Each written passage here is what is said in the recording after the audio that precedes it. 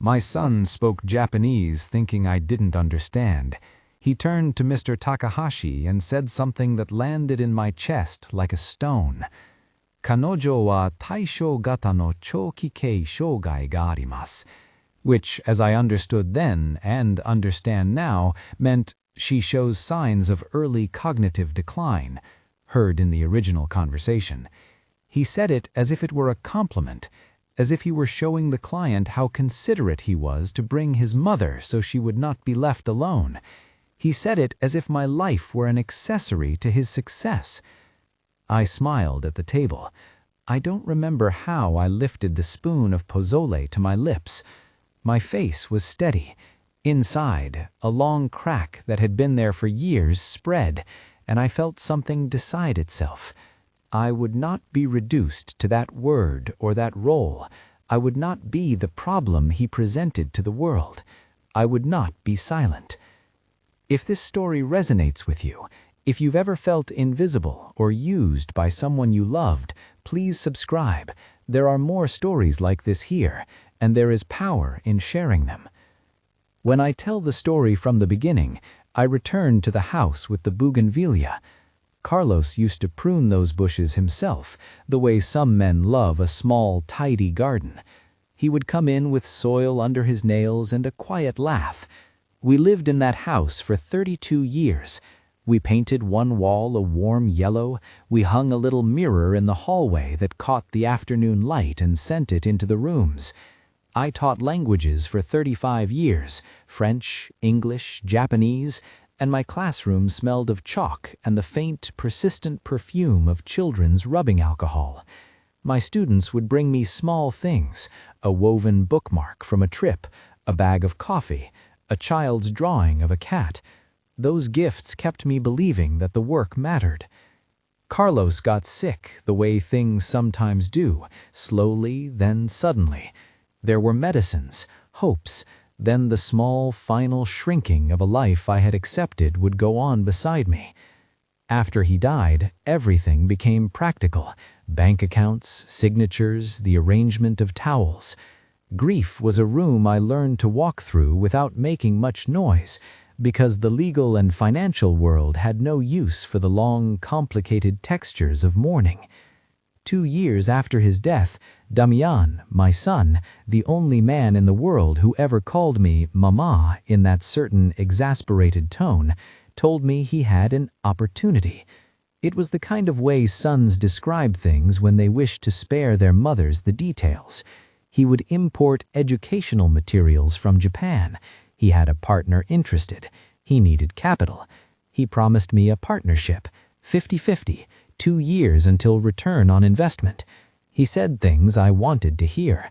He spoke to me with the earnest impatience of someone planting a flag in the ground. We sold the house for 4,200,000 pesos. I still have the little blue folder where the receipt and the notary's papers sat for months afterwards. I remember the weight of the keys when I placed them in Damian's palm. "You will handle it," I told him, because I trusted him. Trust is a currency a mother spends on a child without thinking about the change. The first months after the sale were not dramatic. There were shipments to receive, invoices to sort, the busy confusion of a startup. I went to help, at first because I wanted to, then because there were fewer and fewer places where I belonged. Damian and Abril, his wife, who liked to take photographs for Instagram with a tilt that made every kitchen into a glossy magazine, set up their life with that ease that younger people have when they believe the world will fit around them. Sometimes they forgot dinner, sometimes they forgot to call. Sometimes I would find them laughing over a commercial and feel like a ghost in my own kitchen. Little things drifted into our lives like debris after a storm. I, who had taught children for decades, who had once handled the brittle, anxious notebooks of teenagers learning the French subjunctive, found myself serving as unpaid childcare. There was the day they called me at 8 in the morning and asked if I could watch Mateo for 11 hours because they had a meeting. 11 hours. I remember carrying him through the park and thinking how my body had the endurance of habit. I remember later learning that they had celebrated a business milestone with friends that night and had taken photographs where my name did not appear. I remember being paid 1,500 pesos for a day of heavy, sweaty labor, cleaning, running errands, soothing a child with a fever. The money felt like a slap, a small coin tossed into a jar where a life used to be. Abril would sometimes take credit for family recipes. She would post a photograph of a pan and write, "My abuela's pozole," and tag the restaurant where we once ate on holidays. I would laugh in the kitchen and not mention how the word "my" in her posts pushed the world a degree away from what I had known. The humiliations were not dramatic enough for accidents of conscience. They were slow erosion. They built upon each other until a whole shoreline disappeared overnight. There were other signs that should have warned me sooner. Damian's visits became rarer, the calls thinner. When he did come home, he wore new shirts, and sometimes his hands smelled of perfume I did not recognize. He and Abril began to go on little trips that they would later document in bright squares on social media. I would see them smiling in front of shops that sold things I had never seen before. Once at a small gathering, a cousin asked how our plans were going, and I listened to Damian explain our investment strategy as if I were an accountant who never attended a meeting. The words settled like dust. 3 years after the house sale, the pattern had thickened into a reality I could no longer name politely. There were accounts, small transfers, large transfers, that simply did not connect with the business Damian described. I found myself double-checking numbers, because numbers are honest in a way people rarely are. My training as a teacher had taught me to look for patterns, in errors, in repetitions, in the way a student consistently mispronounced a syllable. It is a habit that is useful when your child has become an enigma. The first transfer I noticed was modest, a series of amounts moving from my account to a corporate account labeled with a name I did not recognize at first. Later, I learned that the total transferred from that sale, over time, added up to 4,420,000 pesos. It made a neat, awful noise when I said it aloud. 4,420,000 pesos. It was an accounting of something I had thought was an act of generosity. In my head, I had written the sale as a sacrifice for my son's plan. In his records, he had written it as capital for a lifestyle I no longer recognized. At first, I blamed myself. I had not been a perfect mother. I had been absent sometimes, exhausted other times, distracted with the grief and the small rituals of daily life. It is easy to invent your own failures when someone wants to avoid taking responsibility. But the evidence did not fit the fiction I was creating to soothe myself. There were company filings, small purchases registered on corporate cards, property transfers that had nothing to do with the import business. My daughter-in-law wore a watch in a photograph that matched the receipt I had once seen on an online listing. Little coincidences closed around me like a net. I began to document everything. It is an unromantic act, but it feels like building a wall around yourself. I copied bank statements, printed WhatsApp messages, photographed receipts. I wrote dates in the margin in green ink. Gathering proof is not a noble task, it is a necessary one. Mercedes, an old student who became an accountant, came over the first Sunday I called her and did not ask why. She sat at my kitchen table with a broad stack of papers and said, "We will make sense of this." Mercedes had always had that practical quiet that works the way a compass does. She took the bank statements and, between sips of coffee and soft apologies, laid them out like a small battlefield. "Look," she said, and pointed with her pen. "This account receives transfers on these dates. Here is an outgoing payment for a vehicle. Here is a deposit into a savings account created in the name of an LLC." She spoke plainly, and her voice cracked the numbers into reality. I had to swallow before I could speak. The translation of money into what it funds is a slow revelation. You stare at a receipt and suddenly see a life you did not imagine. Rodrigo was recommended by Mercedes. He had a small office with a plant that looked older than him and a picture of a courthouse on his wall. We met in late afternoon when the light turned the blinds into a pattern of thin stripes. He was not theatrical. He listened and asked questions that were not cruel, only precise. He explained, calmly, in that way lawyers have of making complexity feel like furniture, the options we had.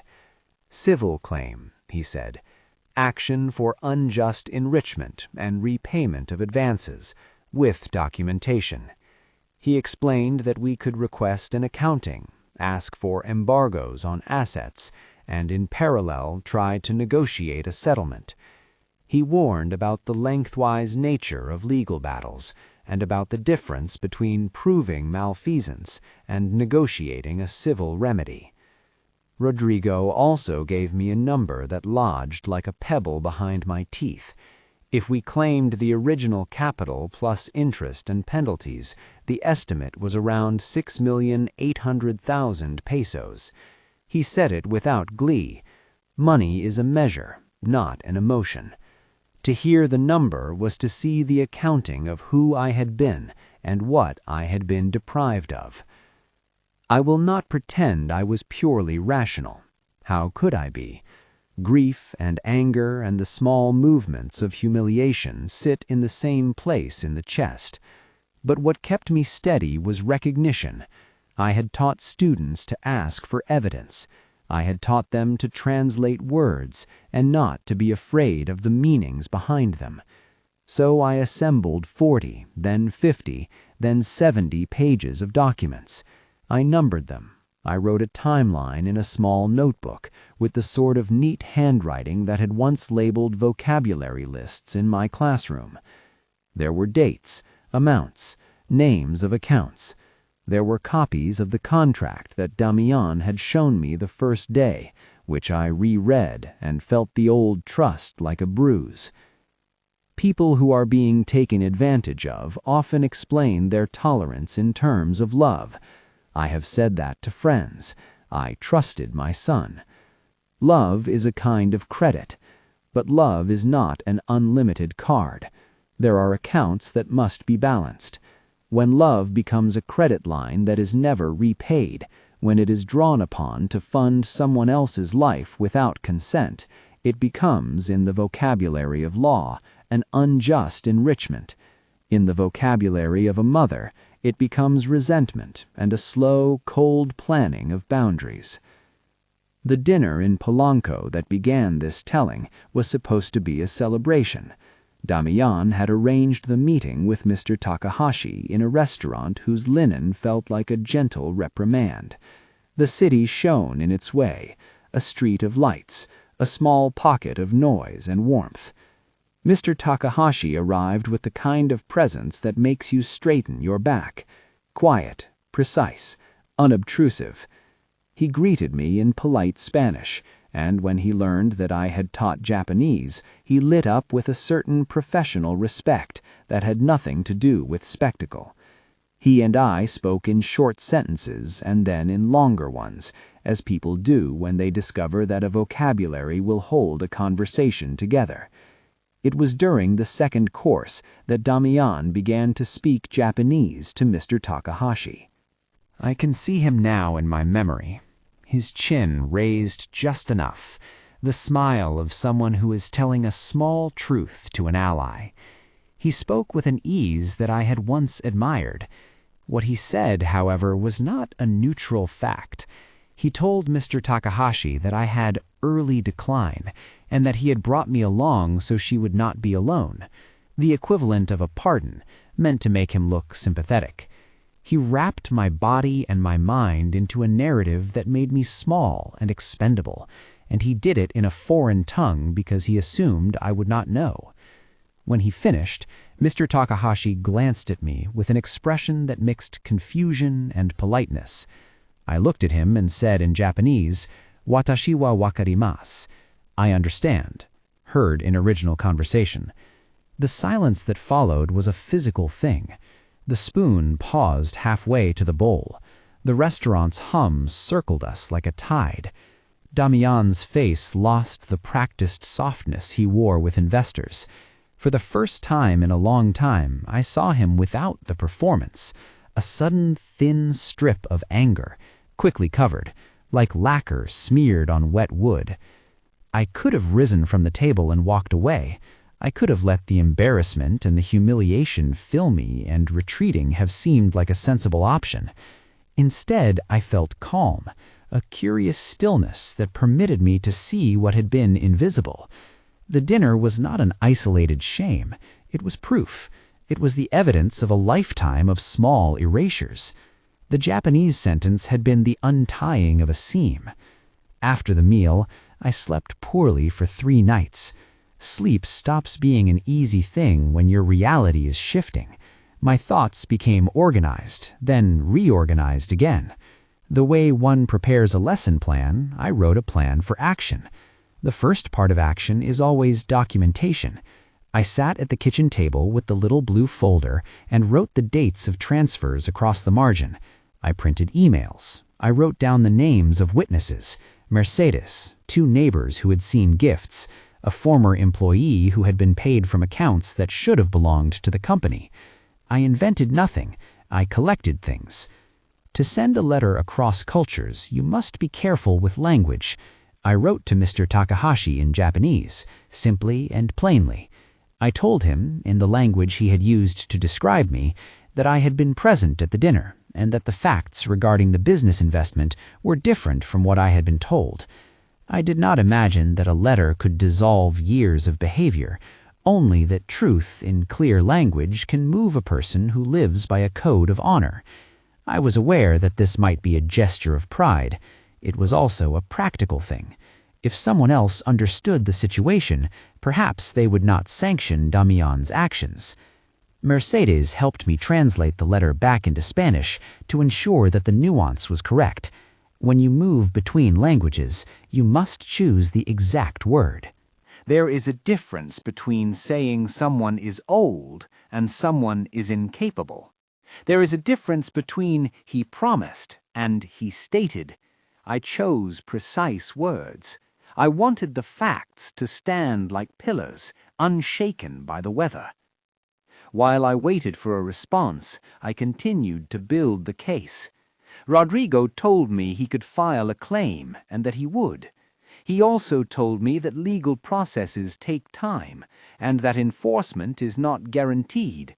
He counseled patience with a firmness that matched his suit.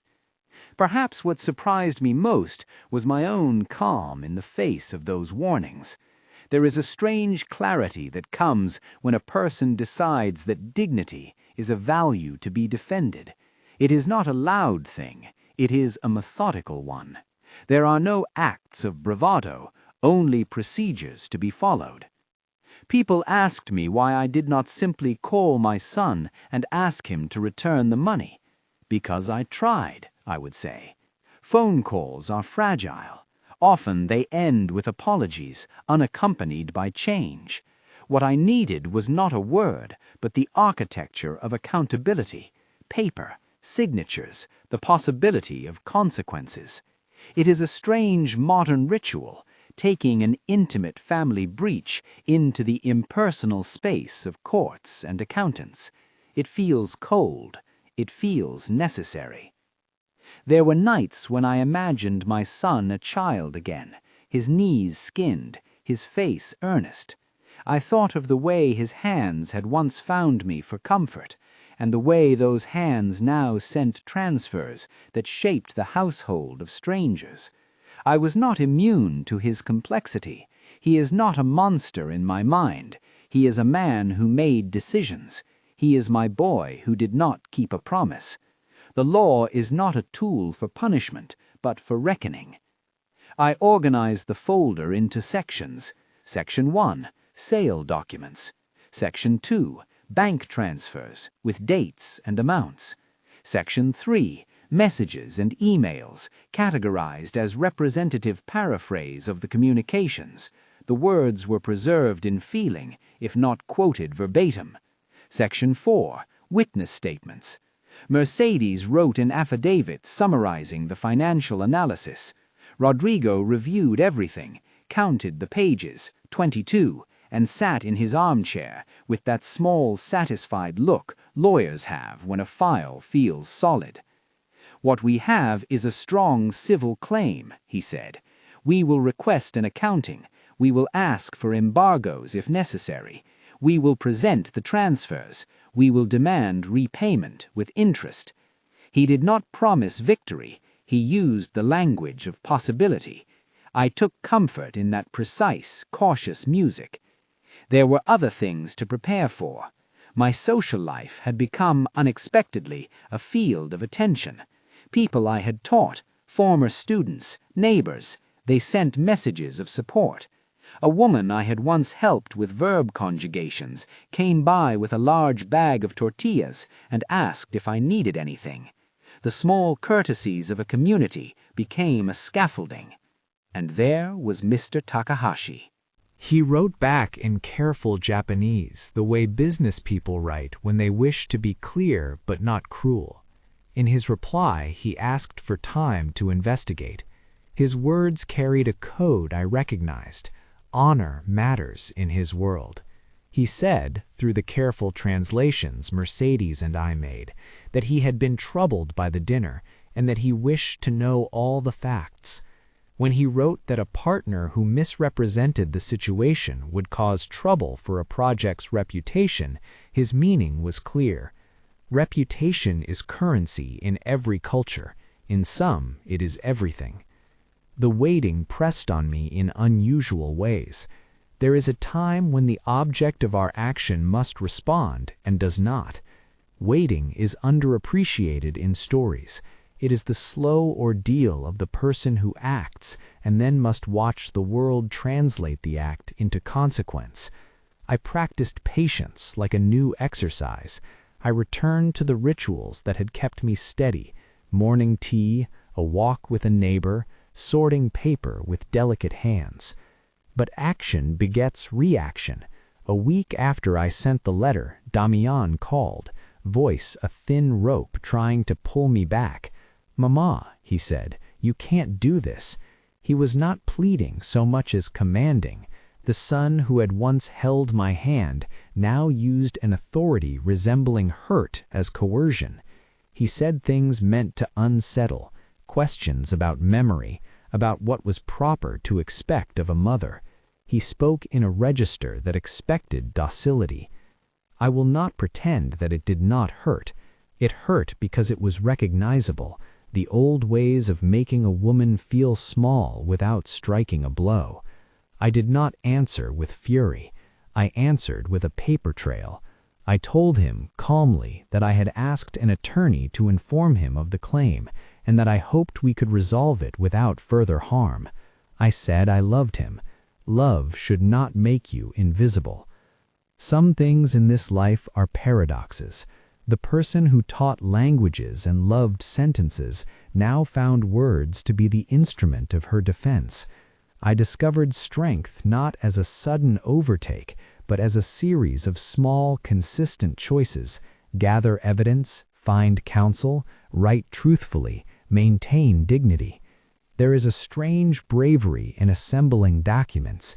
It isn't dramatic, but it is decisive. The small blue folder grew heavier with each photocopy. I slept less and dreamed more. I wrote letters to Carlos, to the man who had pruned the bougainvillea, and folded them into envelopes like prayers. Writing to the dead is sometimes a way to keep your moral center steady.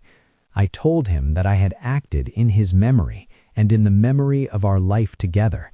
I told him that dignity will be defended even if it costs me peace. When the first formal letter from Rodrigo was sent, a notice of claim and a request for accounting, I felt a curious release. It was not victory, it was the overturning of a certain kind of silence. The letter was polite and precise. It stated the amounts: the original sale, the transfers totaling 4,420,000 pesos, the expectation of transparency, and the possibility, if negotiation failed, of a civil claim for repayment with interest, leading to an approximate figure of 6,800,000 pesos as an accounting estimate. Rodrigo insisted that this number was an estimate, not a prediction. The law, he reminded me, is a process. The day the letter was delivered, I tried to return to ordinary tasks. I taught a small class on Japanese honorifics at the community center because it steadied me to return to what I had always been able to do clearly. The students listened with their pens poised. I spoke about language and respect and the way certain words hold more weight than others. It was a lesson that felt in that moment like an affirmation. I had always had a place to stand. That night, after dinner, there was a silence on my phone that hurt. I had expected an angry call, a gentle argument, an explanation. Instead, there was a flurry of messages on social media, some supportive, some shocked, some incredulous. Human reactions are not monolithic, they are messy. But the important thing was not how the world responded. It was that I had chosen to stop being the small private story and to make the wrong visible. A week later, because time loves consequences, something shifted. An email from Mr. Takahashi's office arrived. He wrote, through his translator, that he had taken my letter seriously and that he wished to suspend negotiations with Damian until the facts were clear. The word suspend landed like an avalanche on a slope I had not seen collapsing. Everything that Damian had been constructing, a life of clients and contracts, relied on trust. Reputation is delicate. When a respected potential partner withdraws, the impact is not merely emotional, it is professional and financial. I sat with that news and felt many things: vindication, relief, a quiet sorrow for the bridge that had burned between me and my son. I did not celebrate. There was no private joy to be had from watching a child falter.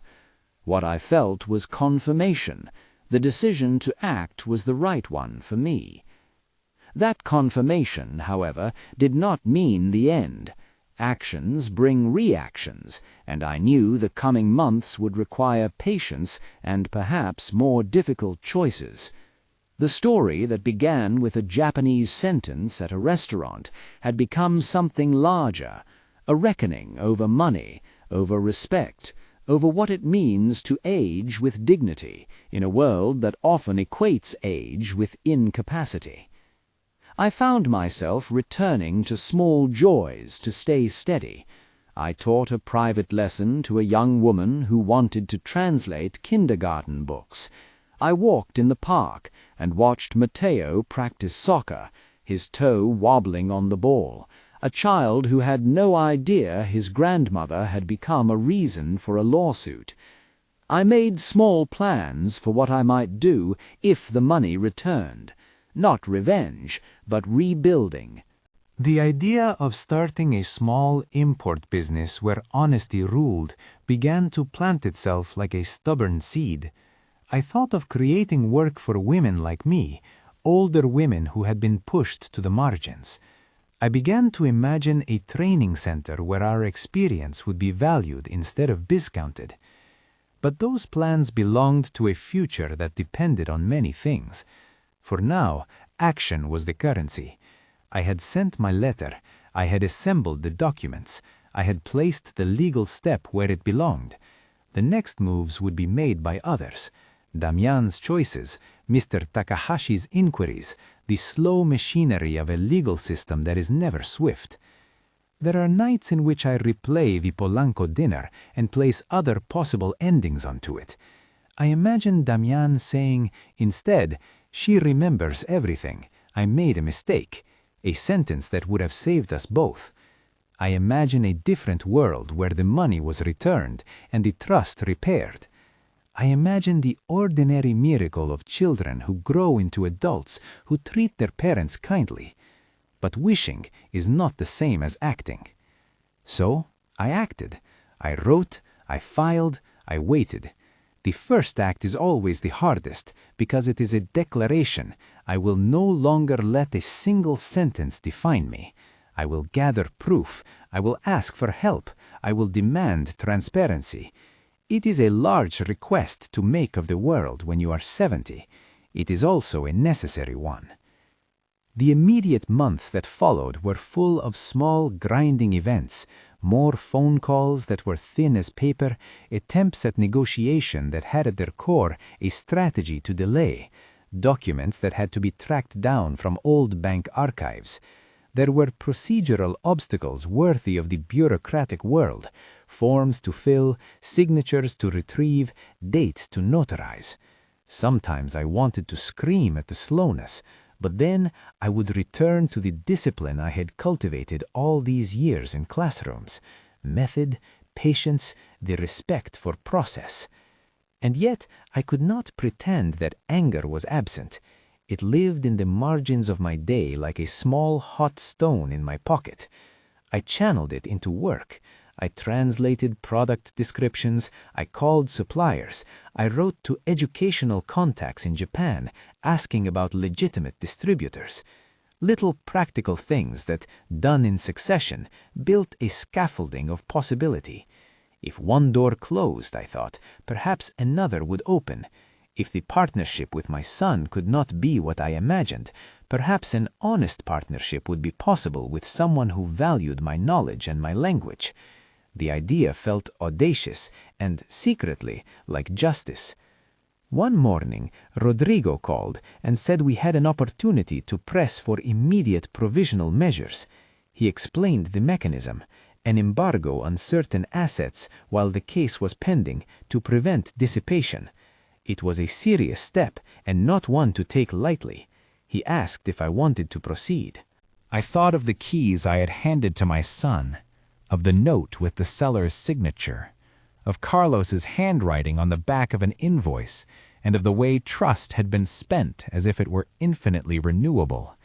I told Rodrigo to proceed. There are moral complexities in these decisions. Taking provisional measures affects lives. It is not vindictiveness, it is containment. It is, in a way, an insistence that promises have weight.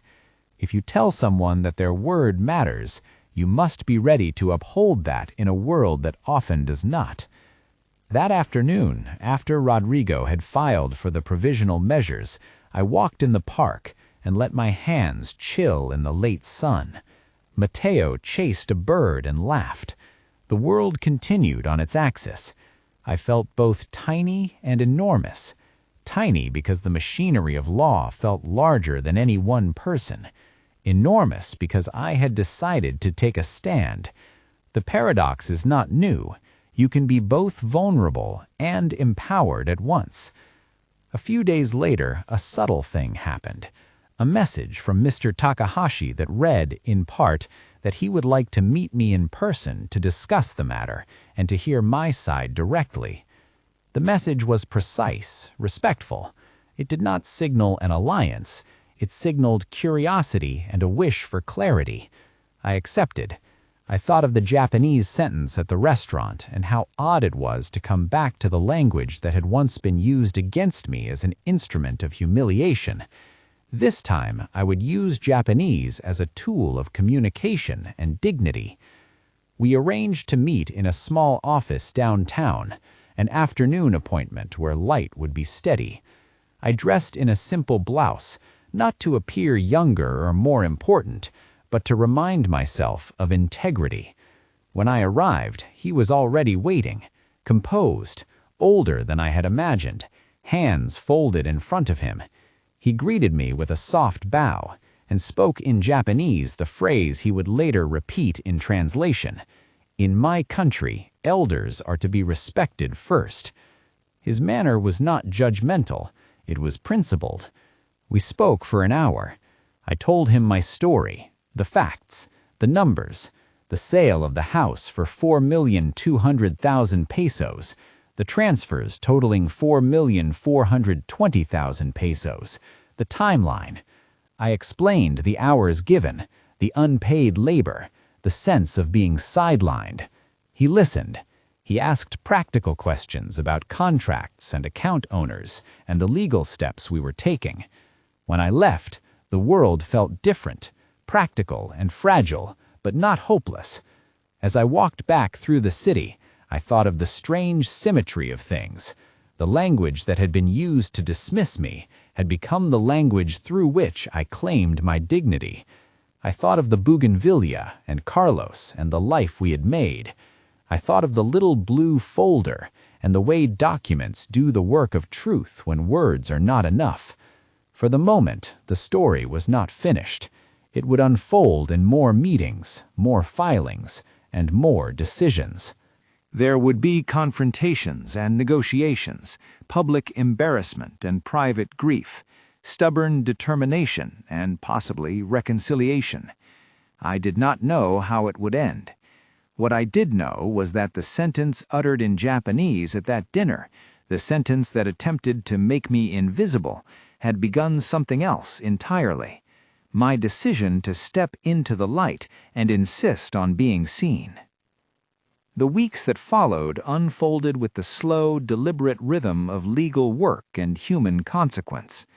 Rodrigo moved with the calm precision of someone who had seen similar files and kept his voice measured so I might not be swallowed by the tremor of hope.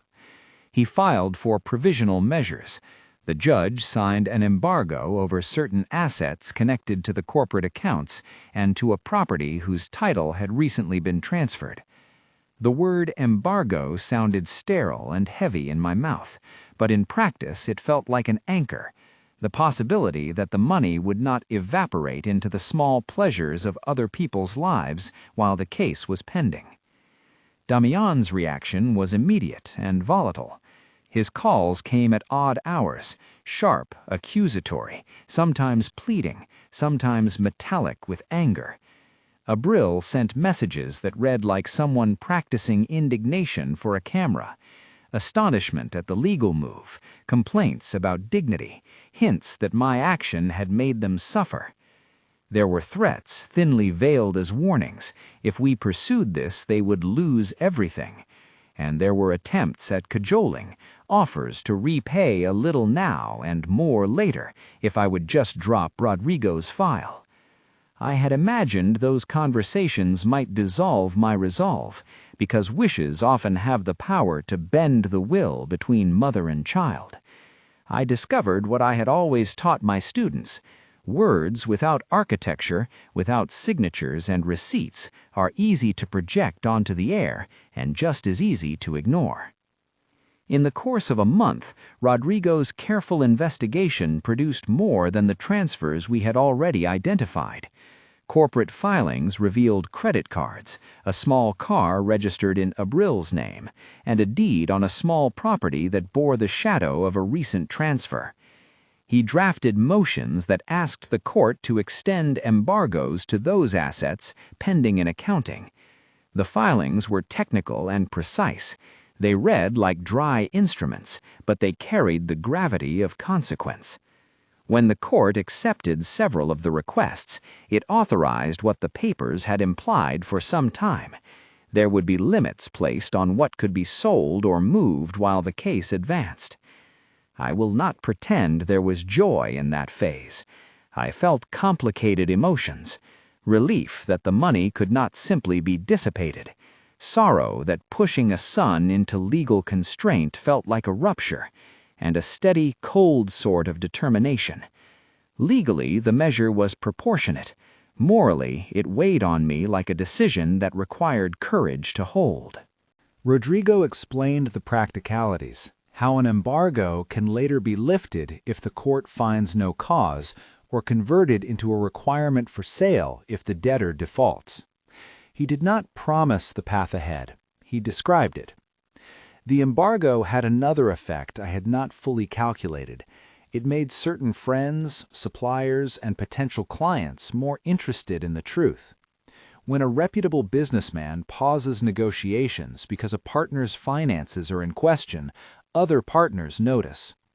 Mr. Takahashi's suspension of negotiations with Damian became, within a network as tightly knit as the small community of Japan-Mexico trade, a whisper. Inquiries were redirected, and offers that had been casually promised to my son were frozen. For Damian, whose lifestyle depended on the confidence of customers and the goodwill of partners, a public cloud of doubt can be devastating. And yet, what surprised me most, and what, in a strange way, changed the trajectory of the story, was that the same man who had first turned away from my rights later surprised me with an offer that belonged to a different moral register. After several exchanges and a meeting in which Mr. Takahashi listened to our facts, he extended an unexpected proposal. He would support the creation of a legitimate, properly documented import company if I agreed to be a founder and to assume a public, accountable role. He proposed a written partnership with contracts in both Japanese and Spanish, transparent accounts, and Japanese suppliers who insisted on formal invoicing and compliance. When he spoke to me, he used a phrase in Japanese that I noted then and later repeated to myself like a small liturgy. Rojin wa ikashimeru beki de aru. Elders should be honored and their abilities used. He did not say it as an abstract sentiment, but as a principle that guided his business. He acknowledged the embarrassment the dinner had caused, apologized for any role his presence had unintentionally played, and explained that in his dealings such dishonor could not be simply overlooked. He offered the partnership as a way to support a business both ethical and sustainable, one that would employ fair contracts and value human capital. Accepting the offer required thinking through more than revenge or vindication. It required asking whether I wanted power over my life or simply to extract money. I chose power. I chose the possibility of building something that could employ people like me, women with experience and dignity who had been pushed to the margins. I wanted, in a very practical way, to turn the painful capital of humiliation into honest capital for a new project. Mr. Takahashi's offer came with conditions: transparency, a formal business plan, and my public role. He insisted on contracts that would be honored under the scrutiny of the Japanese suppliers he represented. The name itself felt like a bridge. Educational materials, premium quality, Mexican channels, Japanese manufacturing standards. The initial structure was straightforward: a co-founded import distribution company with a board that included myself, a representative from Mr. Takahashi's firm, and a small operational staff. Rodrigo handled the legal framework, while Mr. Takahashi's team made introductions to factories in Japan, emphasizing compliance and quality control. We registered the company, opened accounts, and created a set of practices that, for the first time in that chapter of my life, made what had been private become public and respectable. There is a peculiar delight in building a business at my age. Where younger entrepreneurs chase trends, I measured the landscape by what had weight: schools that needed durable materials, librarians who wanted accurate translations, and teachers who wanted pedagogically sound resources. I spent mornings calling headmasters, afternoons examining sample materials that arrived from Japan, crisp paper, ergonomic pencils, engaging picture books, and evenings translating product descriptions with the same meticulousness I had once used to explain verb conjugations. The first shipment was modest: a pallet of kindergarten kits, a selection of phonics cards, and a few teacher guides. But the boxes smelled of clean paper and possibility. They smelled of a work ethic that honored craft. Our first sales were to small private schools that valued the bilingual program we offered. The Japanese suppliers were precise: packaging specifications, delivery times, QA reports. We learned to track inventory, to use spreadsheets with a new kind of discipline, and to set prices that were fair to schools and sustainable for the company. The early months were not easy. Logistics in a country our suppliers sometimes misunderstood required patience and negotiation. There were delayed containers, customs paperwork that initially baffled our team, and the daily, humble work of convincing an exhausted school director that this investment would be meaningful for her students. From a human perspective, the most rewarding part was hiring women like me. I thought about the marginal women I had seen, older women whose only options had been domestic work or invisibility, and I wanted to offer something different, work that respected language skills, life experience, and interpersonal intelligence. We hired 3 women initially to handle packaging, community outreach, and translations. One of them, Doña Rosa, had been a seamstress and had lost her husband's pension years earlier. Another, Gabriela, had often offered to help at school fairs and had a patient way with parents. Elena, younger than the others, brought social media skills and a relentless curiosity about supply chains. I paid their salaries with my part of the company's profits. I made sure contracts were clear and that every job offered a path to stable income. Within months, Education Premium Mexico-Japan began to gather small honors, a mention in a professional teacher's newsletter, a profile in a local magazine about adult entrepreneurship, and requests from 2 municipal schools to pilot our materials. I opened a tiny demonstration room near the market where teachers could come and review materials. I taught small workshops there on classroom management and on handling bilingual texts, and I watched women who had retired feel the rush of usefulness again. The training programs we developed were practical: basic bookkeeping for small vendors, effective communication with clients, and how to register a micro-business. I insisted that the curriculum be accessible for older women, designed for those who had life experience but needed procedural knowledge. From those workshops sprang an idea that rapidly became central to my moral imagination, a training center specifically for older women who wanted to start small businesses. We called it the Taller de Segundas Oportunidades, the workshop of second chances. The center was humble at first: donated chairs, a whiteboard with peeling paint, and a schedule of classes taught by volunteers. Mercedes led a series on basic accounting, Elena taught social media and small-scale marketing, and I gave lessons in client relations and cross-cultural communication. Word spread, the circle widened. The women who came were a chorus of quiet resilience.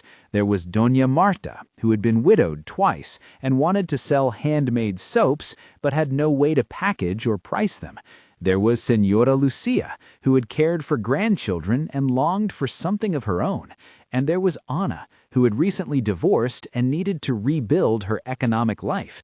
They came with small dreams and large capacities. They learned to invoice, to register at the tax office, to take photographs of products that did not look like evidence of scarcity, but like a catalog of dignity. The center became a small daily miracle, women who had been told they were past usefulness, finding ways to make money and community at once. I am aware that stories like mine can sound like tidy arcs: humiliation, action, justice, rebirth. But life is never so clean. Our legal process continued alongside the business building. Negotiations with Damian's team were long and fraught. At one point, they proposed a repayment plan that would stretch over many years with minimal monthly sums. Rodrigo rejected this in favor of a plan that had enforceable payments and penalties for missed installments. The parties eventually came to a settlement that included structured repayments, the formalization of certain assets to guarantee those payments, and a clause that allowed the embargoes to be lifted progressively as payments were made. The law permitted such arrangements. Rodrigo's work made them precise and enforceable. The settlement also contained a statement that the parties would attempt to reconcile privately and that the formal agreement would protect my interests. I will not invent the private arithmetic of Damian's guilt. People change at different speeds. Remorse is not always proportionate to the damage done. He began paying in installments, not the full amount at once, but sums that matched the enforcement mechanism Rodrigo had arranged. I had wanted to be guarded about any joy at his payments, because money is not the whole return. Instead, it became a visible sign that something of accountability was being honored. The embassy of consequence, as Rodrigo loved to say, had been set. The social fallout was complex. For a while, our family gatherings were tentative. Matteo and Regina, my grandchildren, were the axis upon which many small reconciliations turned. In private, Damian made efforts to be present in ways that had been absent before. More dinners, more conversation, small acts of service that suggested learning. He attended a few workshops at the training center, awkwardly at first, then with a sincerity that slowly warmed into something that felt like repair. I did not rush his acceptance. I set boundaries. Forgiveness, in my experience, must always be conditional on behavior. Apologies with signatures must be followed by changes in practice. In the meantime, Education Premium grew into a modest but stable business. Our supplier relationships in Japan matured into formal contracts. Japanese partners sent quality assurance inspectors and training materials. We developed a catalog of bilingual readers that were pedagogically sound and culturally sensitive, books that showcased Mexican life, interpreted with respect and accuracy. It was important to me that the material not exoticize Mexico for a foreign market, but that it show our reality with clarity. We began to supply a handful of school districts. We partnered with NGOs interested in bilingual education, and we created scholarships for underfunded schools to receive starter kits. The training center also began to produce micro-entrepreneurs who sold on weekends at local markets and on small e-commerce platforms. Gabriela transformed her small stall into an artisanal line. Doña Marta's soaps sold out in the first 2 fairs. Señora Lucia began running a Saturday tutoring group for neighborhood children. Their successes were not meteoric, but they were steady and visible. When women told me they had paid their first independent bill with money they had earned in their own names, I felt a satisfaction different from any money won in court. It was communal, generative, and humble. Media interest arrived slowly. A local paper ran a profile on an older woman who had sued her son and started a business. A regional broadcaster wanted to film a segment about intergenerational justice and the training center. I agreed to interviews with a certain caution. I wanted the story to be about resilience, not about spectacle. Journalists liked the arc, betrayal, legal redress, and an eventual business pivot. They wanted neat quotes. I answered with something I hoped was more honest, that the work was a mix of grief and joy, that the training center and the business were ways to make sure other women would not be rendered invisible, and that the legal action had not been the point, but a necessary step toward restitution. There were hard seasons. Financially, the business had to be prudent, paying suppliers, covering shipping, and meeting payroll for the women we had hired. Some months were tight. There were delays from customs that left us frantic, and nights when I calculated budgets with the same hand that once wrote lesson plans. But even in those months, I felt more powerful than I had in years, because the labor we did had integrity. There was a satisfaction in invoices paid on time, and in the sight of women who had gained, through work, a renewed sense of agency. The relationship with Damian continued to be a study in complexity. He made efforts, attending school events with the grandchildren, respecting the formal repayment schedule, offering small apologies that were sometimes more awkward than true. I accepted those gestures cautiously and kept the formal agreement as a guardrail. We met in the kitchen occasionally, and he would bring a dish kasher. On one of those nights, he said simply, "Mama, I was wrong." It was not a complete absolution, but it was a start. I answered that I had not wanted to be made invisible and that dignity was not negotiable. He nodded. We moved forward. There was a moment 1 year into the company's operations when Mr. Takahashi visited Mexico to attend a modest launch at a school we had partnered with. He watched a classroom of children opening picture books with concentration and delight. Afterwards, he came to me and said a sentence in Japanese that I heard cleanly. "Anata no mamorikata wa seijitsu de aru." The way you defend yourself is sincere. Heard in original conversation. It was a small commendation, but it carried weight because it came from someone who understood honor and reputation. He remained, through his company's contracts and mentorship, a friend and business ally. The training center formalized its curriculum and applied for a small grant from a municipal program for adult education. With that money, we secured a permanent space, a modest building with wide windows where women could learn, rest, and meet clients. We developed a cooperative system where women could share resources, and we registered a small label so that products made under our training programs could be sold under a common brand. The cooperative grew into a microeconomy. Women learned to present invoices, to manage small inventory levels, to negotiate with vendors. The center became a place where older women brought their experience and learned the mechanical knowledge they needed to be small business owners. As stories of the center spread, we received letters from women in other towns asking how they might create similar spaces. I wrote back, sent curricula, and connected people through a simple network. Our tiny center's impact multiplied in ways I had not expected. One woman who had never left her village learned to list on an online platform and sold her first batch of embroidered textiles to a buyer in Guadalajara. Another woman who had been invisible in her family sent her first invoice and used the money to pay for her own medications for the first time in years. These small victories offered a deeper satisfaction than any legal figure could. The months accumulated, and the payments from Damian, while imperfect at times, continued. Rodrigo ensured that the enforcement mechanisms were clear. Missed payments would lead to expedited measures. This kept the process moving. It also allowed me to step, gradually, into a different relationship with my son, one in which money had boundaries and forgiveness had to be worked for. He showed up for the grandchildren in ways he had not before. He took small steps to repair trust, like showing up to a teacher-parent meeting and staying the whole time. I accepted those gestures as the beginning of reparation, not its end.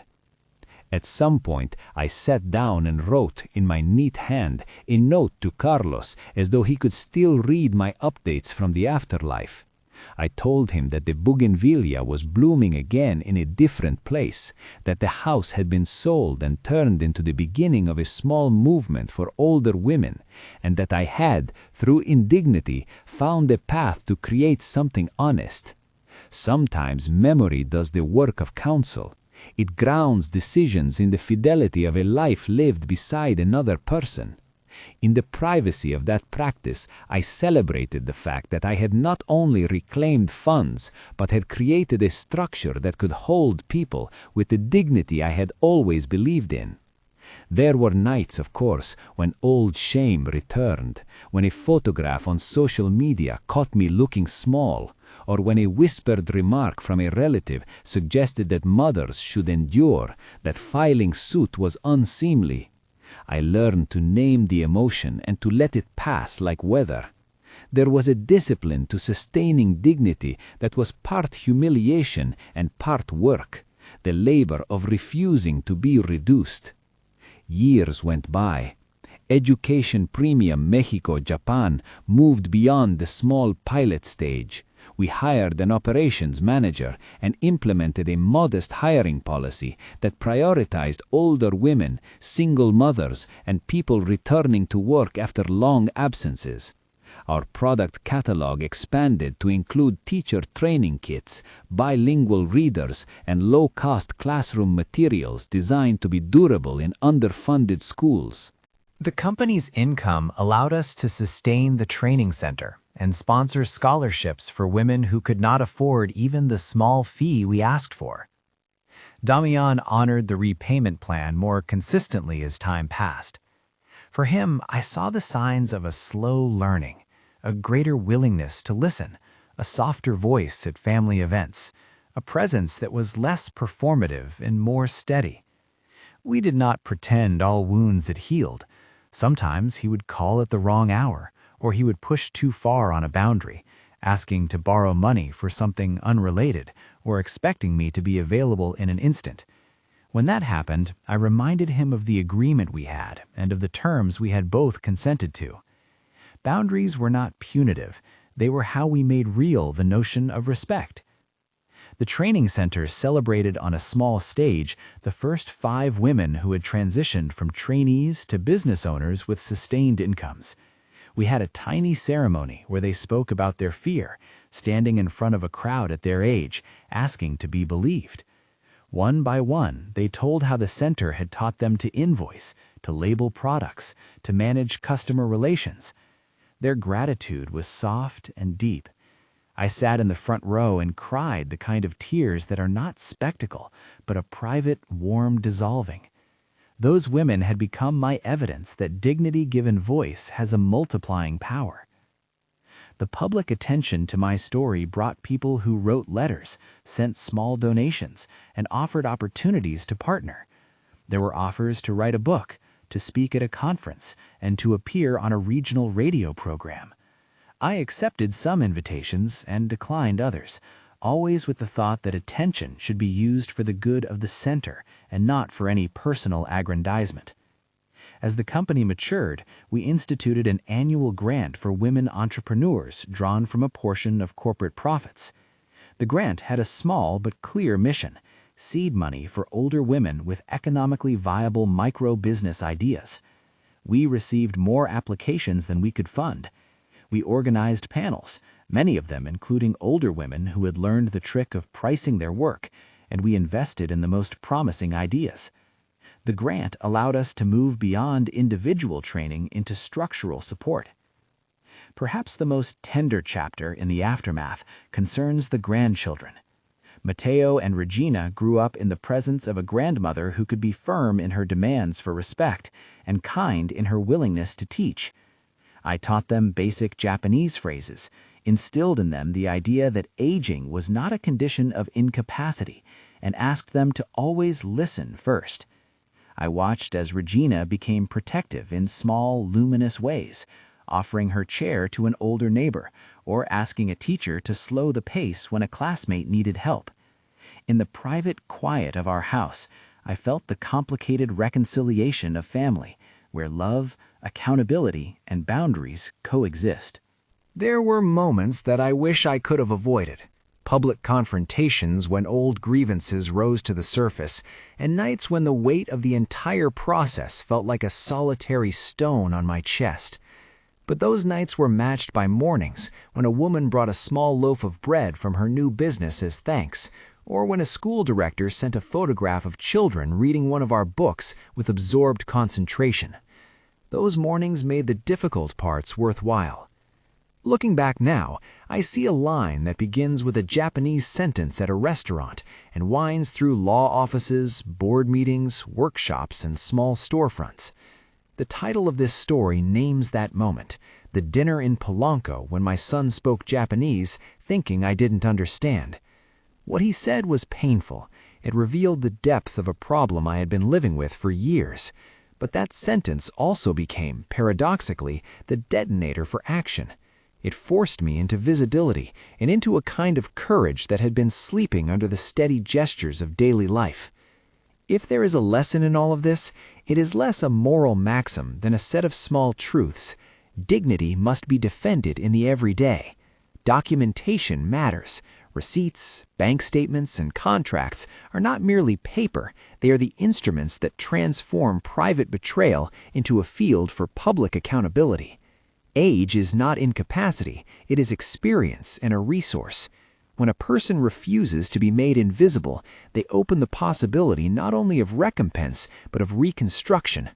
Legal redress, where appropriate and carefully pursued, can be a means to restore balance. Business building, when grounded in ethical partnership, can convert the capital of pain into opportunity for others. I do not take pride in having litigated against my son. That action was painful and necessary. I take pride in what came afterward: a company that honors agreements, a training center that helps older women claim work, and a family that has begun the slow, imperfect work of repair. I take pride in the way we used the machinery of law not for retribution, but to create structures that would prevent similar uses of trust. I also take pride in the way the partnership with Mr. Takahashi, born out of a cross-cultural moment of honor and apology, became an engine for honest commerce. The world taught me a few other things: that community matters. Mercedes' steady friendship saved me from solitude. That language can be both weapon and shield. The Japanese sentence at the restaurant hurt. My replies in Japanese later healed. And that modern dignity is a labor that requires paperwork as much as courage. I still walk in the park. The bougainvillea clings to life wherever it grows. I still write notes to Carlos, and I still teach. But now my teaching reaches beyond grammar and into the grammar of civic life: how to negotiate, how to file a claim, and how to build a small enterprise that honors the worker. Sometimes people ask me if I regret the public nature of what I did. I answer that regret is a private thing, and that I made a choice that felt right for me. It was not easy, and it was not a choice made lightly. It was a choice that required the alignment of friends, legal counsel, and unlikely partners, a man who honored elders, a lawyer with patience, a student who counted the numbers. It was also a choice that required me to be exacting about boundaries. Forgiveness is not erasure. It is an agreement to continue under honest terms. The last time Damian and I sat down at table in a quietly ordinary way, no cameras, no formalities, he looked at me and said, "Mama, I am trying." It was imperfect, but it was true in the way small attempts are true. I told him that effort must be steady, and that our new arrangement was not just about money, but about respect. He nodded and reached for Mateo's hand. We leave each other room to grow. If you have listened to this story and it resonates, if you have ever felt the sting of being made invisible, or if you are caring for an older parent and wonder how to balance love with accountability, know that there are paths that are both practical and dignified. Document what you can, seek counsel, protect your own life with the same seriousness you teach a class, with method, patience, and an attention to detail. And remember, starting again is not shameful. It is a kind of courage that deserves respect. Thank you for hearing this. If this story moved you, or if you have an experience you'd like to share, please leave a comment below and subscribe. There are many stories of women reclaiming their lives, and in sharing them we learn how to hold dignity for ourselves and others.